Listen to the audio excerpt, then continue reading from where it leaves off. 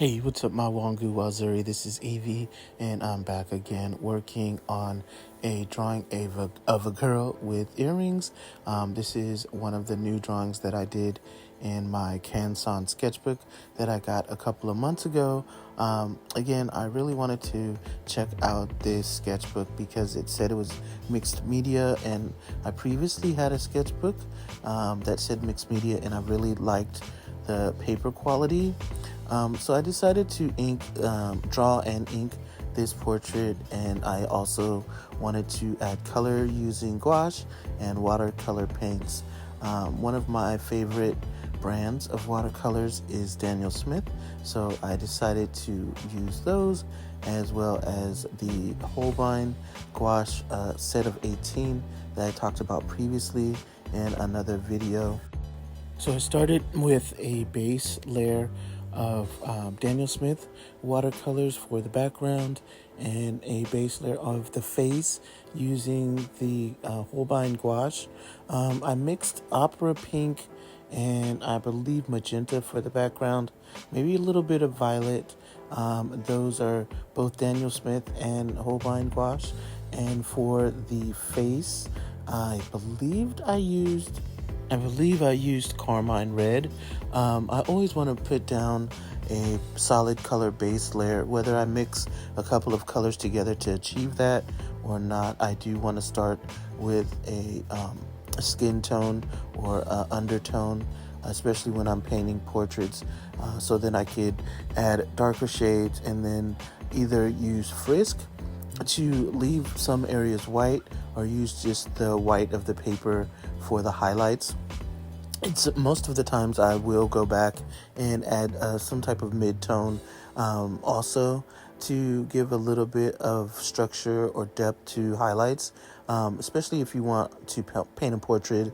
You definitely want rounded and voluminous shapes on the face to determine what the facial features are going to be.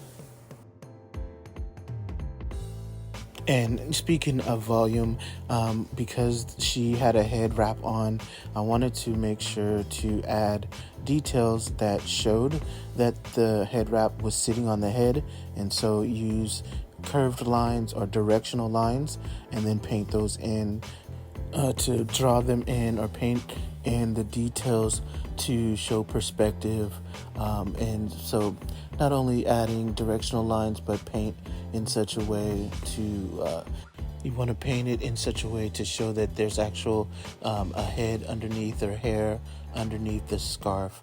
So when you're painting, you want to be able to show that there's actual substance underneath, and that the lines are going back and up in space. I guess that's the best way to explain it, that there's perspective and dimension. And one way to do that is, again, to make sure that you pay attention to the direction of the lighting. This reference photo was pretty good, and there were highlights on one side of the face, which helped shape the face and something that I could easily follow when I was painting and drawing this portrait. So the second layer of paint, I decided to use a more obvious skin tone or human skin tone. So I mixed burnt sienna and burnt umber. And for the darker areas, I mixed in ultramarine blue again. And again, the main concern is rendering the portrait, not only just to create the likeness of the person, but to actually convince the viewer that you're looking at a human face. And a lot of times that means putting the shading and light in the correct spaces, correct places. Again, I've already inked this, so I don't want to go too heavy, especially with gouache, which can become opaque. And so it's really a matter of pulling out the person's features. And also, I want to reiterate, this is just something that I did for fun and to relax. I had no idea that I was going to add color later. I did think about it, but typically when I draw a portrait and I know for a fact that I'm going to either use watercolor or markers, I allow for that during the drawing process and inking process. So I kind of map out in my mind or even on the paper where all of the color elements are going to go. And for this particular portrait, I didn't do any of that.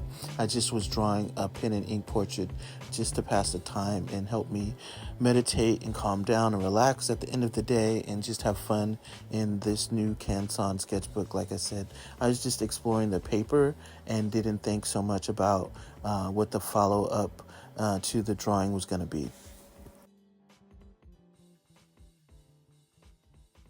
One thing I did want to talk about was the paper in the sketchbook. Previously, when I added watercolor paints and gouache, the paper buckled right away. So that gave me a little bit of insight into how I was going to approach this painting. I made sure that I didn't go wet into wet or use as much water initially so that the paper wouldn't buckle. And I didn't have any of those issues when I started painting this. I did want to go ahead and add layers and again limit the amount of water that I used for this painting.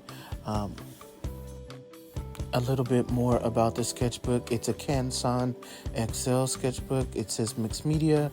The paper is 98-pound weight and it's white and it has a little bit of a tooth. It's not Bristol, so it's not smooth, so it's not the best for pen and ink, but it does hold the watercolor paints well and I do say if you don't use a lot of water. So if you're looking for something that is a little bit better for gouache or watercolor, I would not necessarily recommend this sketchbook for water media. I would say your best bet is to use either ballpoint pen or regular graphite pencil in the sketchbook. I would give it a 8.5 for dry media and a 5.5 out of 10 for wet media. Thanks for watching. Comment, like, and share. Make sure to subscribe. You are amazing. Stay tuned for more art supply reviews. Have a great day, and I'll see you in the next video.